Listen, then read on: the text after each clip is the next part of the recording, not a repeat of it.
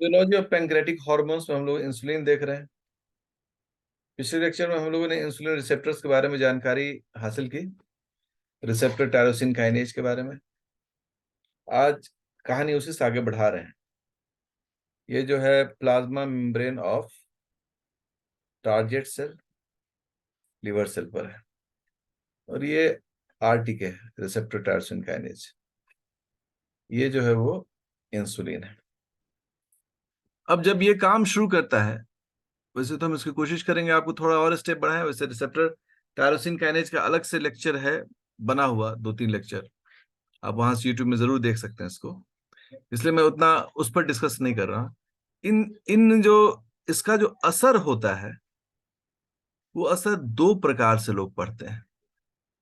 ठीक है, जब दो प्रकार से असर पड़ते हैं, तो एक असर है मेटाबॉलिक, मतलब इंसुलिन सिग्नल का मेटाबॉलिक असर, मेटाबॉलिज्म पर, तो हम उसको बोलते हैं मेटाबॉलिक सिग्नल्स। और दूसरा जो सिग्नल है इसका, वो होता है ग्रोथ पर, that is called growth signals. तो कोई भी बोले कि इंसुलिन का असर किसी भी सेल पर कितने रूप में होता है, तो बोलेंगे इंसुलिन जो एक सिग्नल है, दो प्रकार के काम को ये अंजाम देता है। एक मेटाबॉलिक सिग्नल्स, और दूसरा ग्रोथ, ग्रोथ का सिग्नल्स। अब आता है कि मेटाबॉलिक सिग्नल्स का जो रिस्पांस है, उस रिस्पांस के लिए सेकेंड मैसेंजर कौन है? हम यहां हेडिंग दे रहे हैं सेकेंड मैसेंजर। तो उस सेकेंड मैसेंजर का नाम है PI3 काइनेज। मैं इसको घेर भी देता हूं ब्लॉक में, क्योंकि ये सब चीज याद रहना बहुत जरूरी है। ठीक है, ये सब चीजें याद रखना बहुत जरूरी है। देखिए, इसको ऐसे हम घेर दिए, ठीक है ना। ये जो PI3 काइनेज है, ये सेकेंड मैसेंजर है, ये इसके लिए हो गया। और ग्रोथ के लिए सेकेंड मैसेंजर कौन है, इसको भी लिखना पड़ेगा। ग्रोथ के जो सेकेंड मैसेंजर है, उसका नाम है रास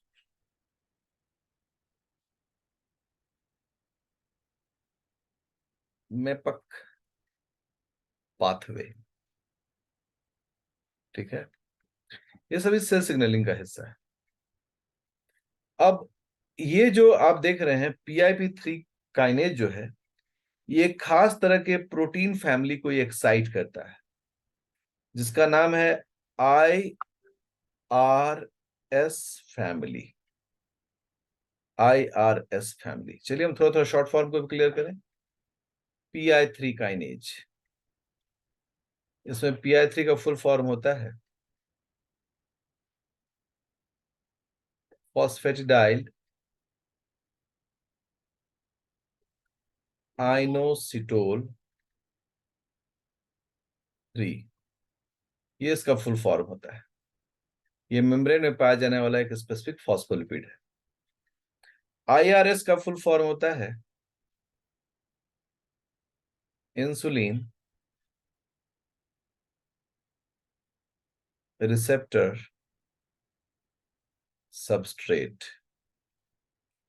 मतलब वो प्रोटीन जो इंसुलिन के सिग्नल को रिसीव करता है, उसके रिसेप्टर के मैसेज को रिसीव करता है, उसका नाम है इंसुलिन रिसेप्टर सबस्ट्रेट 1। सबस्ट्रेट उसमें कई प्रकार के सबस्ट्रेट होते भी हैं, 1, 2, 3, 4, IRS1, IRS2, IRS3, IRS4, ये इसका परिवार हो गया। अब इसी चीज को अगले पेज में बढ़ाते हैं। ये जो मेटाबॉलिक सिग्नल्स हैं, ये क्या क्या करते हैं, इनका क्रम बनाते हैं। ग्लूकोज अपटेक, सबसे पहले किस मेटाबॉलिज्म को हाई करते हैं? Glucose uptake by the target cell. Target cell ज्यादा से ज्यादा ग्लूकोज को अपटेक करे, ले, इस प्रक्रिया को ये बढ़ाते हैं। ठीक है, दूसरा काम क्या करते हैं ये? सब पढ़े हम लोग अभी जस्ट पिछले लेक्चर में। ग्लाइकोजन सिंथेसिस, मतलब ग्लाइकोजन के बनाव को ये प्रमोट करता है। तीसरा क्या करता है ये? लिपिड सिंथेसिस, ग्लूकोज से लिपिड का सिंथेसिस करेगा। चौथा क्या करेगा ये? प्रोटीन सिंथेसिस, शुगर से कार्बन लेकर, ग्लूकोज से कार्बन लेकर प्रोटीन बना लेगा। ये पहले वाले का काम था, मतलब इस metabolic signals PIP3 IRS family का काम था। और अब जो ये ग्रोथ सिग्नल्स है, जिसे बोल रहे हैं रैस मैपेक पाथवे, इस पाथवे का क्या काम है? तो इस पाथवे का काम है पहला प्रोटीन सिंथेसिस, क्योंकि ग्रोथ के लिए तो प्रोटीन चाहिए। प्रोटीन को हम लोग बोलते भी हैं कि ये सेल के ग्रोथ के लिए महत्वपूर्ण है, उसके बिना तो ग्रोथ हो नहीं सकता है। दूसरा, सेल डिवीजन या सेल प्रोलिफरेशन। सेल प्रोलिफरेशन कहते हैं कि जिन लोगों में डायबिटीज मेलिटस बीमारी होती है, उनका घाव बहुत देरी से सूखता है। कारण, वहां जो ग्रोथ रिपेयर का काम होता है वो स्लो डाउन हो जाता है, क्योंकि इंसुलिन की कमी से रिसर्च कहता है कि सेल प्रोलिफरेशन पर असर पड़ता है। सेल प्रोलिफरेशन मतलब एक सेल से दो सेल माइटोसिस, फिर दो से चार सेल, इस तरह की सेल्स की संख्या बढ़ती है सेल प्रोलिफरेशन से। तो पहला जो ब्लॉक है वो ब्लॉक है मेटाबॉलिज्म का ब्लॉक। सेल के अंदर में ग्लूकोज का अपटेक बढ़ा देगा, ग्लाइकोजन का सिंथेसिस बढ़ा देगा, लिपिड मेटाबॉलिज्म बढ़ा देगा, प्रोटीन मेटाबॉलिज्म बढ़ा देगा, ताकि ज्यादा से ज्यादा ग्लूकोज जो है वो सेल द्वारा उपयोग कर लिया जाए। और उस ग्लूकोज का जो डिमांड है सेल वो ब्लड से कर ले, और ब्लड से ग्लूकोज जो है वो सेल के अंदर चल जाए, और ब्लड में ग्लूकोज का लेवल घट जाए। दूसरा इंसुलिन का कि भाई ग्रोथ के लिए प्रोटीन बनाए, और साथ ही साथ सेल डिवीजन को भी प्रमोट करे, ताकि ज्यादा से ज्यादा एनर्जी और शुगर का खपत वहां देखा जाए। इन तमाम प्रक्रिया का जो खिलाड़ी होता है वह खिलाड़ी है इंसुलिन। तो insulin as a growth signal, as a metabolic signal and as a growth signal, इस प्रकार से ये काम को अंजाम देता है। सबसे पहला है कि ग्लूकोज अपटेक सिस्टम सेल का कैसे बढ़ेगा इंसुलिन के प्रेजेंस में, हाउ इंसुलिन विल इनहांस। तो जो ग्लूट टर्म है, ग्लूट, जिसका मैंने फुल फॉर्म बताया भी था, glucose and T for transporter, glucose transporter.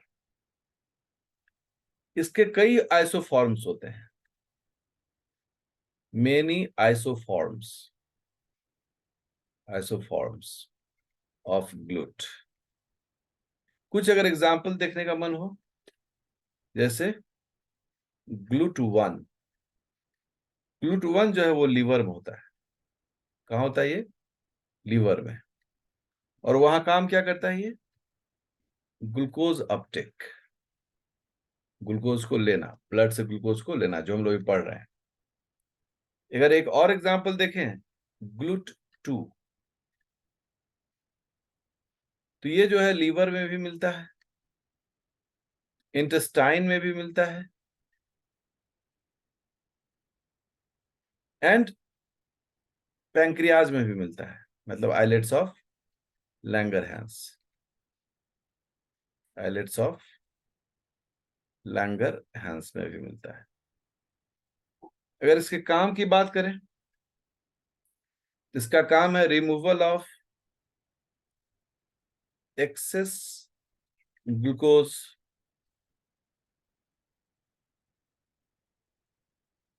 ये एक्सेस ग्लूकोज को बाहर करता है। कहां से?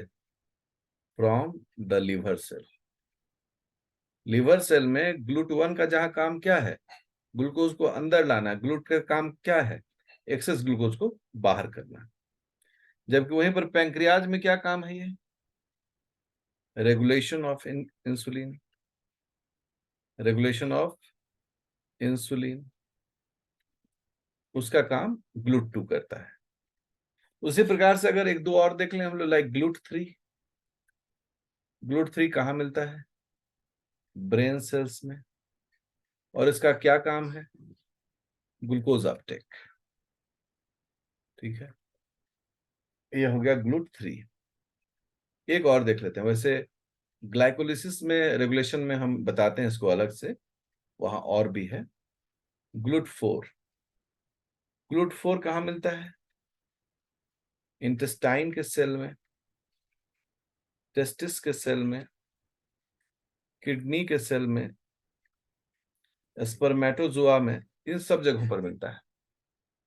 और इसका बेसिक जो वर्क है वो होता है प्राइमरी फ्रुक्टोज ट्रांसपोर्ट।